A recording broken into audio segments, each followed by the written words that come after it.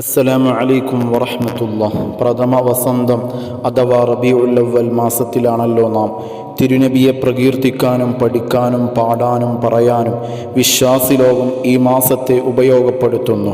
മുത്തുനബിയുടെ ജീവിതവും സന്ദേശവും ഹൃദയത്തോട് കൂടുതൽ ചേർത്ത് വെക്കുമ്പോഴാണ് നമ്മുടെ ഈ മാസത്തെ ആഘോഷങ്ങൾ സാർത്ഥമാകുന്നത്. ഹൃദയ വസന്തം എന്നാണ് ഈ മാസത്തെ മഹത്തുക്കൾ വിശേഷിപ്പിച്ചത്. നാം എല്ലാവരെക്കാളും സ്നേഹിക്കുന്ന പുണ്യനബിയുടെ ജന്മമാസം എത്തിയെന്നറിയുമ്പോൾ നമ്മുടെ ഉള്ളിൽ ഉണരുന്ന സന്തോഷത്തിൻ്റെ പേരാണ് നബിദിനാഘോഷം. പ്രമാണങ്ങൾക്കും തെളിവുകൾക്കപ്പുറം നമ്മുടെ ഹൃദയം നമ്മോട് പറഞ്ഞു തരുന്ന സ്നേഹ വിചാരങ്ങളാണ് ഈ മാസത്തെ പ്രസക്തമാക്കുന്നത്.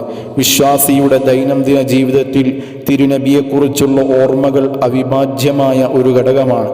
എന്നാൽ തിരുനബിയോടുള്ള സ്നേഹവും അനുകരണവും വർദ്ധിപ്പിക്കാനുള്ള ഒരു കാലമായി ഈ മാസത്തെ നാം പ്രയോജനപ്പെടുത്തണം. നമ്മുടെ വീട്ടിൽ ഒരു യൗമു സീറ ദിനം ഉണ്ടാവണം. അന്ന് വീട്ടിലുള്ള എല്ലാവരും ഒരുമിച്ചിരുന്ന് തിരുനബിയെക്കുറിച്ചുള്ള വർത്തമാനങ്ങൾ പങ്കുവെക്കണം. തിരുനബിയോടുള്ള സ്നേഹം നിങ്ങളുടെ കുട്ടികൾക്ക് പഠിപ്പിച്ചു കൊടുക്കണമെന്ന് പ്രവാചകൻ തന്നെ നമ്മെ ഉപദേശിച്ചിട്ടുണ്ട്. രണ്ട് ലോകത്തെയും വിജയത്തിന് ആവശ്യമായ ഏറ്റവും അടിസ്ഥാനപരമായ യോഗ്യത തിരുനബിയോടുള്ള സ്നേഹമുണ്ടാവുക എന്നതാണ്. തിരുനബി നമുക്ക് ആരാണെന്ന് ചോദിച്ചാൽ ഖുർആൻ പറയുന്ന മറുപടി നമുക്ക് നമ്മളെക്കാൾ വേണ്ടപ്പെട്ട വ്യക്തിത്വമാണ് എന്നാണ്. സ്ഥാനപദവികൾ കൊണ്ട് നബി ആരാണെന്ന് ചോദിച്ചാൽ തിരുനബിക്ക് മേലെ സ്ഥാനമുള്ളത് സൃഷ്ടാവായ അള്ളാഹുവിന് മാത്രമാണ് എന്നതാണ് ലളിതമായ ഉത്തരം. ഇത്രമേൽ മഹത്വമുള്ള നബിയെ ആഴത്തിൽ ബന്ധമുള്ള നമ്മൾ എങ്ങനെയൊക്കെ ഉൾക്കൊള്ളുകയും ആഘോഷിക്കുകയും വേണം.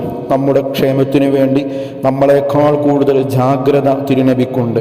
അതുകൊണ്ടാണ് ഉമ്മത്തിന് വേണ്ടി എപ്പോഴും ചിന്തിക്കുകയും ഉമ്മത്തിൻ്റെ ക്ഷേമത്തിനു വേണ്ടിയുള്ള നിലപാടുകൾ സ്വീകരിക്കുകയും ചെയ്തത്. എൻ്റെ അനുയായികൾക്ക് ഭാരമായിരുന്നില്ലെങ്കിൽ എപ്പോൾ ഒദു ചെയ്താലും മിസ്വാക്ക് ചെയ്യാൻ ഞാൻ നിർബന്ധമാക്കുമായിരുന്നു. ഈ വചനത്തിൻ്റെ ആമുഖത്തിൽ പറഞ്ഞ പ്രയോഗം സമുദായത്തിൻ്റെ കാര്യത്തിൽ എല്ലായ്പ്പോഴും തിരുനബിക്കുണ്ടായിരുന്നു.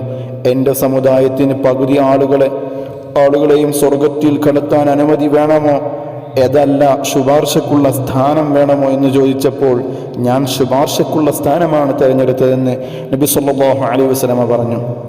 എല്ലാ അനുയായികളെയും സ്വർഗത്തിലെത്തിക്കാനുള്ള ഒരു അവസരം അതുവഴി ലഭിക്കുമല്ലോ എന്നതായിരുന്നു നബി സല്ലല്ലാഹു അലൈഹി വസല്ലമയെ ചിന്തിപ്പിച്ചത്.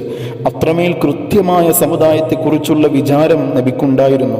നബി സല്ലല്ലാഹു അലൈഹി വസല്ലം ഉമ്മിയാണെന്ന പ്രയോഗത്തിന് എപ്പോഴും ഉമ്മത്തിൻ്റെ ക്ഷേമത്തിന് വേണ്ടി ചിന്തിക്കുന്ന നബി എന്ന അർത്ഥം കൽപ്പിച്ചവരുണ്ട്. പരലോകത്ത് ഉമ്മത്തികളുടെ മോക്ഷത്തിന് വേണ്ടി അള്ളാഹുവിനോട് ശുപാർശ ചെയ്യുമെന്നും വിശുദ്ധ ഹദീസുകൾ നമ്മെ പഠിപ്പിക്കുന്നു.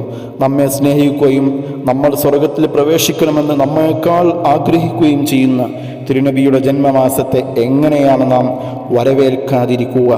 താഴെയുള്ള ഈ ദിക്റുകൾ കൂടി ചൊല്ലി നമുക്ക് പിരിയാം.